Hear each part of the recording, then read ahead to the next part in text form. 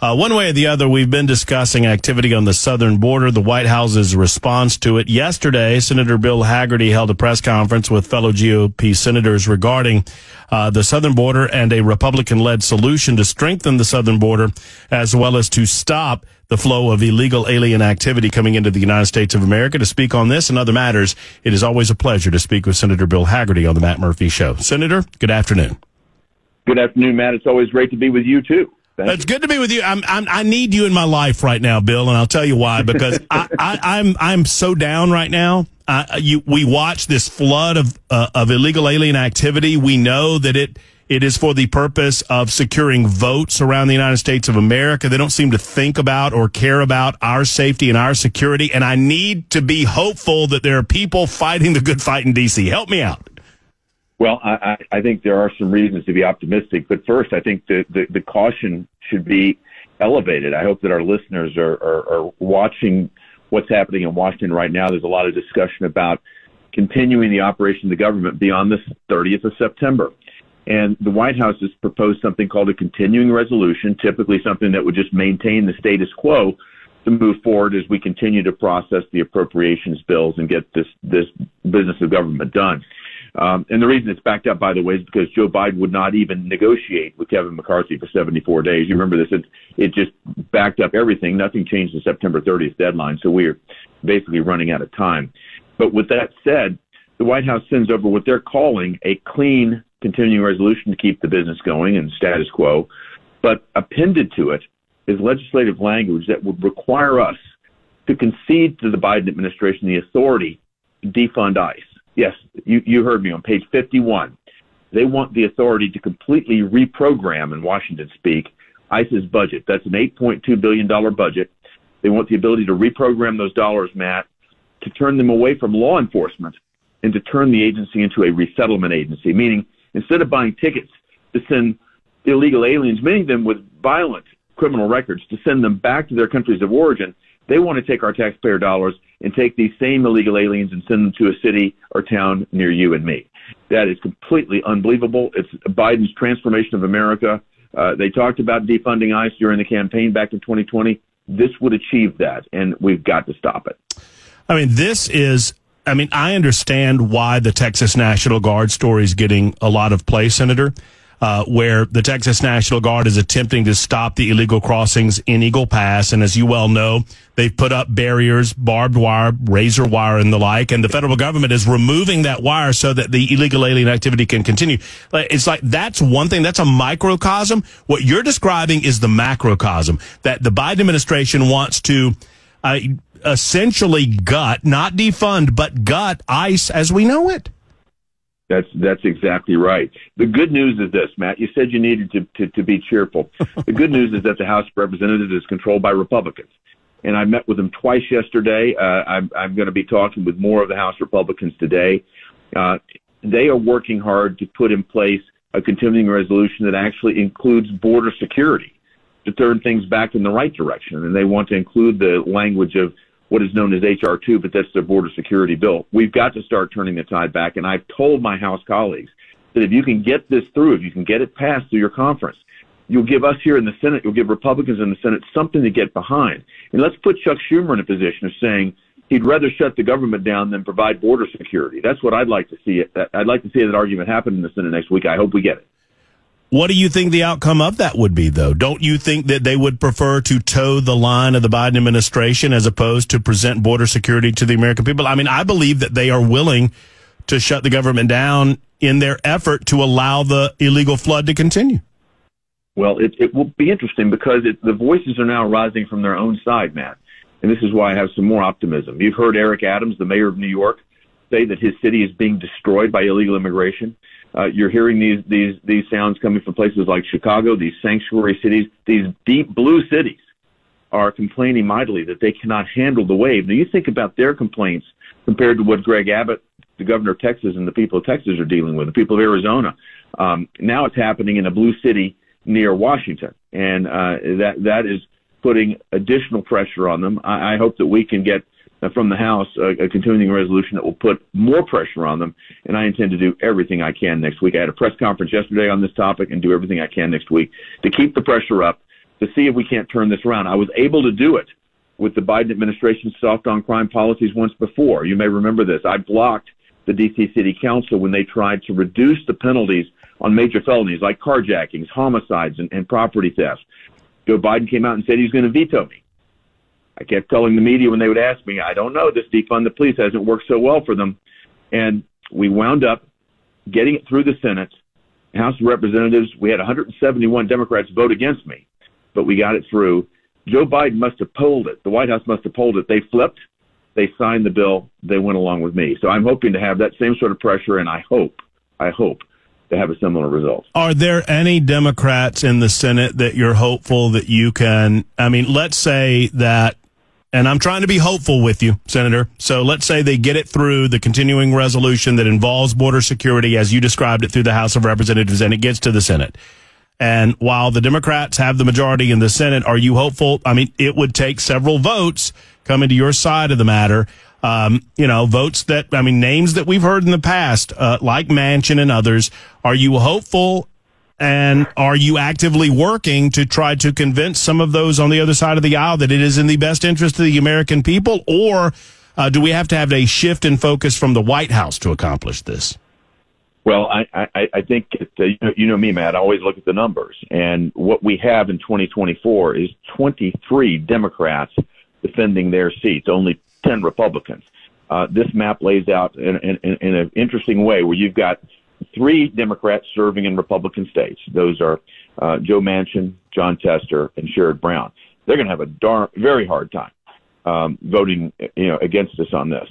Then you start to think about other states that may be in play, like Pennsylvania, like Nevada, Arizona, a border state. You can go on, and I can see how these senators would have a very difficult time responding to their own constituents that, yes, they voted to shut the government down rather than to protect our borders. And when you think about the cries coming from places like Chicago and New York about how these cities are being destroyed, the pressure is mounting on them, and it's our job to keep it up. Is it possible for other states like Tennessee to, in some fashion, support states like Texas, Arizona, other border states that are, Texas in particular, trying to deal with this matter? Or do we have to rely on changes within the federal system? I understand that the courts have long given broad latitude to the federal government, and specifically the executive branch of the federal government in terms of border security.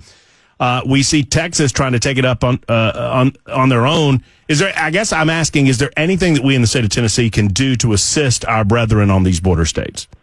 Well, in my press conference yesterday, Shelley Capito from West Virginia stepped up and gave the number of West Virginia National Guard that are now in Texas helping out their brethren in Texas on the ground. Same from Joni Ernst from Iowa. They've got National Guardsmen there. Governor Lee has sent a contingent of National Guard to the border. There is something that we can do at the state level. It's very frustrating, though, when you see the Biden administration going to court trying to stop Texas from protecting itself, basically taking up the barbed wire, the other barriers that they're trying to impose to keep this invasion in check. They're facilitating the invasion, and you and I have talked about it before. The reason is very simple. It's what you said. It's about power for the Democrats. That's all this is.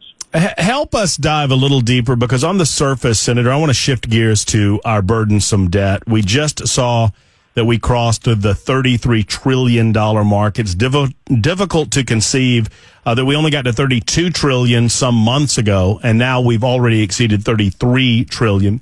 And when I bring this up, listeners to Supertalk 99.7 WTN invariably will say, we'll shut it down. Shut it down until we draw attention to the fact that we're overspending. I understand the dangers of shutting down the government and some of the pitfalls in doing so, but how do you speak to people that are concerned about the overspending and what it's going to mean for our children and grandchildren? I think we are very concerned about that, and should be. You talk about a level of debt that now exceeds our gross national product. It's going to continue to accelerate as well, Matt, because interest rates have gone up. So the cost of servicing this debt is going up dramatically as the bonds that were supporting it begin to roll off, and they have to be replaced with higher cost, more expensive interest rates. So it's going to accelerate if we don't get this back under control. What I hope to see from the House in the continuing resolution is an actual reduction in spending. They're talking about an 8% reduction for their continuing resolution. I think that sends the right signal to the marketplace. We've got to bring it under control. This is a global problem as well, Matt. I mean, we've got global debt at just a staggering level if you look at the major economies across the world. This is something that we've got to get under control. I hope that it happens sooner than later. And this message, we have an opportunity with this continuing resolution process to send just this message. Do we need to shut the government down to do that? I don't think so. And here's what will happen in the government shutdown. Each agency's worked out their plans, but they will stop paying the military. They will, they'll focus on stop paying retirement benefits, things of that nature that'll create maximum pain. They'll shut down the national parks. They'll shut down the passport service, things like that will create a lot of havoc, a lot of bedlam. That's what the administration wants. That's what Chuck Schumer wants. And a number of my colleagues believe that Chuck Schumer would love to see a government shutdown because he knows that he stands in position to lose the Senate in 2024. The map does not line up for him. All we need is 2 seats. I mentioned three Democrats that are in Republican states right now defending their seats in 2024. If he can have a government shutdown and successfully get his allies in the media to lay the blame on Republicans, then I think he'll have exactly what he wants. That's why I've been encouraging my Republican colleagues in the House, send us a conservative, as conservative as you can get, continuing resolution, and let's put the ball in Chuck Schumer's court.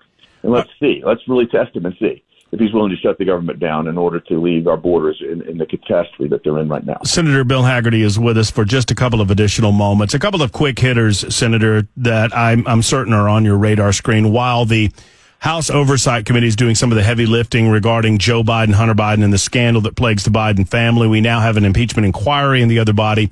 How closely are you monitoring this, and how much do you expect this to get to the Senate? In other words, do you have an anticipation that this will rise to the level of an actual impeachment in the House of Representatives?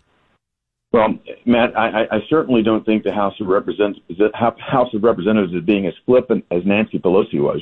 She impeached Donald Trump twice on very, very flimsy, evidence. And sure. We found out much later that it was falsified by the Democrat Party and Hillary Clinton's campaign. Just amazing what they were willing to do on the other side. I think what you're seeing the House do is they're moving at pace. The evidence continues to mount. As you look at the emails, as you look at the traffic that's gone on here, that Joe Biden, in fact, despite all of his claims to the contrary, Joe Biden was deeply involved in his family's influence peddling operation. And we all know who the big guy is. I don't know why this seems to be such a hard mystery to unravel. But they are getting closer and closer, and the hotter it gets, the more pressure you see the Biden administration putting on their main political opponent, Donald Trump. So it's fascinating. It's embarrassing as a nation to have something like this happen. I'm on the Foreign Relations Committee. I deal with foreign leaders all the time.